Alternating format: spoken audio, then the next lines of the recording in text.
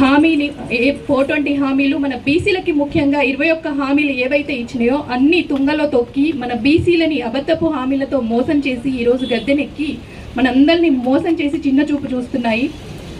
42% reservation అన్నారు, ఇవ్వకుండానే అదని ఇదని మభ్యపెట్టి సర్పంచ్ ఎలక్షన్స్ అయితే అయిపోయాయి. మళ్ళీ జెడ్పీటీసీ ఎంపీటీసీ వచ్చినాయి, అప్పుడు కూడా ఏవో కథలు చెప్తారు. మనం అందరం కూడా అట్లాగే గొర్రెలాగా తల ఊపి ఏదో కాలం గడిపేసుకుంటాం. కానీ ఇంకా చైతన్యం రావాల్సిన అవసరం ఉంది. ఏదైతే ఇందాక మన సార్ చెప్పినట్టు ఓన్లీ ఇక్కడ సిటీలలోనే కాకుండా గ్రామ స్థాయిలో కూడా చైతన్యం రావాల్సిన అవసరం ఎంతైనా ఉంది. అక్కడ నుంచి ఉద్యమం స్టార్ట్ అయితే ఇక్కడ గద్దె మీద కూర్చున్న వాళ్ళకి వణుకు పుట్టాలి. ఓన్లీ మనమందరం కూడా చాలాసార్లు చెప్పారు, చిరంజీవులు గారు కానీ బాలరాజన్న కానీ, మనమందరం కూడా గ్రామ స్థాయిలో ఇంకా ఉధృతంగా చేస్తామని చెప్పారు. ఇంకా డిక్లరేషన్ కి పక్కన ముఖ్యమంత్రి వచ్చి చెప్తే మన బీసీ ముఖ్యమంత్రి కదా, మరి ఆయన చెప్పిండు కాబట్టి మనం నమ్మి ఓట్లు వేసినాం.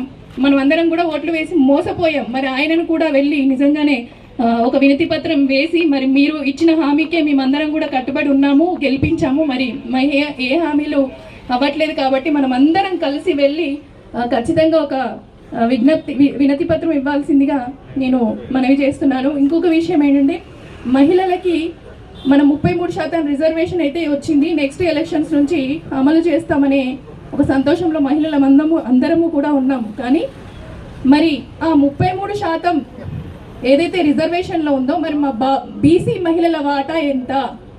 ఎందుకంటే మనం ఇప్పుడు చూస్తూనే ఉన్నాము, ఏదైతే అగ్రవర్ణాల నాయకులు ఉన్న ప్లేస్లలో ఖచ్చితంగా మళ్ళీ బీసీ అంటే మళ్ళీ ఆ దొరల భార్యలు కానీ అక్కా చెల్లెలు కానీ చుట్టాలు కానీ ఎవరినో వాళ్ళు బలపరుచుకొని మళ్ళీ వాళ్ళకే అవకాశాలన్నీ వెళ్ళిపోతాయి. ఇది ముఖ్యంగా వినాల్సిన అవసరం ఉందని నేను అందరికీ అన్నదమ్ములకి విజ్ఞప్తి చేస్తున్నాను. ఎందుకంటే బీసీ మహిళలకి అన్యాయం జరగకూడదు. మరి బీసీ ఏదైతే మహిళా రిజర్వేషన్లో కూడా మా వాటా మాకు కావాలని దాని గురించి కూడా పోరాటం ఏదైతే ఈ పోరాటంతో పాటు ఆవులు కూడా మనం సమర్పించాలని నేను ఈ సందర్భంగా తెలియజేసుకుంటున్నాను. ముఖ్యంగా ముఖ్యమంత్రి రేవంత్ రెడ్డి మాట్లాడే మాటలు సభ్య సమాజానికి నిజంగా మన పిల్లలకి కానీ ఇప్పుడున్న యూత్కు కానీ ఎలాంటి మెసేజ్ని ఇస్తున్నాయని నిజంగా చాలా బాధేస్తుంది. ఏం నేర్చుకుంటారు మన పిల్లలు? ఆయన ఒక ముఖ్యమంత్రి స్థానంలో, ఒక రాష్ట్రానికి ముఖ్యమంత్రి అంటే ఒక తండ్రి స్థానంలో ఉన్న వ్యక్తి మాట్లాడాల్సిన మాటల్లాగా అతని మాటలు మాట్లాడట్లేదు. ఎందుకంటే అడ్డిమారి గుడ్డి దెబ్బలు అయ్యిండు ముఖ్యమంత్రి కాబట్టి ఏం మాట్లాడాలి, అసలు మన రాష్ట్రాన్ని ఎట్లా పరిపాలించాలి అనేది కూడా అతనికి